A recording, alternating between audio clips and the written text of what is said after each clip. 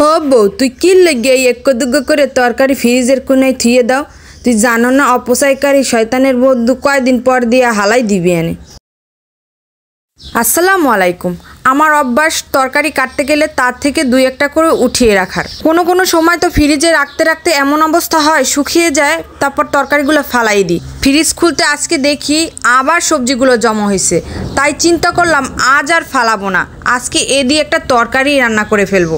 আজ এটা দিয়েই চালিয়ে দেবো, আজ আর বাহিরে বাজার করতে যাব না। ছুরির যে অবস্থা বুড়া মানুষের দাঁতের মতো হয়ে গেছে, মনে হয় একটা কেনাই লাগবে। আমিও আসি যাতাই মাতাই যে কয়দিন চালাইতে পারি, তারপরে আমি কিনবো। এত সহজে কেনার মানুষ না আমি। সবে মাত্র পটল, ঢেঁড়স, কাঁকরোল, বরবটির সিজন আসছে, এগুলা খেতে খেতে একসময় একদম চর পড়ে যাবে। দুইটা আলুও দিয়ে দিলাম এর ভিতরে। কাঁচামরিচের জন্য ফ্রিজ খুলতে যেয়ে দেখি ওমা, এক কোনার ভিতরে এক টুকরা কুমড়া পড়ে রয়েছে।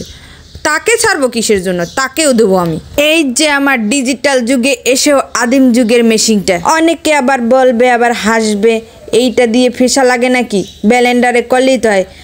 আপনারা কি বুঝবেন রে ভাই, এই দিয়ে মশলা বাইতে রানলে খাপে খাপ মন্টুর বাপ হইবে। ফ্রিজের ভিতরে কয়েক টুকরা কাতলা মাছ ছিল, ওইগুলাও নামিয়ে পরিষ্কার করে ধুয়ে নিলাম। মাছের মধ্যে লবণ, হলুদ, মরিচ মেখে মাছটা ভেজে নেব। মাছটা বেশি একটা কড়া ভাজবো না, কারণ বেশি কড়া ভাজলে মাছ তরকারি দিয়ে রান্না করলে ওই মাছটা কিন্তু ভালো লাগে। মাছ বেশি ভাজলে তরকারির মধ্যে দিলে দেখবেন মাছের ভিতরে কিছুই ঢোকে না। মাছটা উঠিয়ে নেব, তার ভিতরে দেবো একটা পেঁয়াজ কুচি, কাঁচামরিচ কুচি, একটুখানি ভেজে স্বাদ মতো দিয়ে দেবো লবণ, দিয়ে দেবো বেটে রাখা মশলাটা, সাথে সাথে দেব পানি, কারণ মশলাটা পুড়ে যেতে পারে। তারপর দেব মরিচের গুঁড়া, হলুদের গুঁড়া। আর একটা কথা মনে রাখবেন সবাই, লবণ মরিচ কোনো দিন পরিমাণ মতো দিতে বলা যায় না। যার যেরকম স্বাদ, যে যেরকম খায় সেরকম অনুযায়ী আপনার তরকারিতে আপনি দিবেন। তারপর সবগুলো সবজি দিয়ে ভালো করে নেড়ে চেড়ে ঢাকনা দিয়ে ঢেকে ঢেকে সবজিগুলো কষিয়ে নেব। সবজিটা কষানো হয়ে গেছে, দিয়ে দেব পরিমাণ মতো পানি। পানিটা যখন ফুটে আসবে, উপর থেকে ভেজে রাখা মাছগুলো দিয়ে দেব। আর হ্যাঁ, আমি কিন্তু কাঁচা আমও কেটেছিলাম, ওইটা কিন্তু আমি সবজির সাথে কষাইনি, কারণ আমি যদি সবজির সাথে কষাই পুরো তরকারিটা একদম টক হয়ে যেত। মাছটা যখন 90% রান্না হয়ে যাবে, তারপর আমি কাঁচা আমটা দিয়ে দেবো। তরকারিটা 5 থেকে 6 মিনিট ঢেকে রাখলেই দেখবেন আমটাও একদম সিদ্ধ হয়ে মোমের মতো হয়ে যাবে। তরকারি রান্না আমার একদম কমপ্লিট। আমি খেতে বসে গেলাম, জানি না আজকের রান্না কেমন হবে। বিসমিল্লাহ বলে আমি মুখে দিলাম।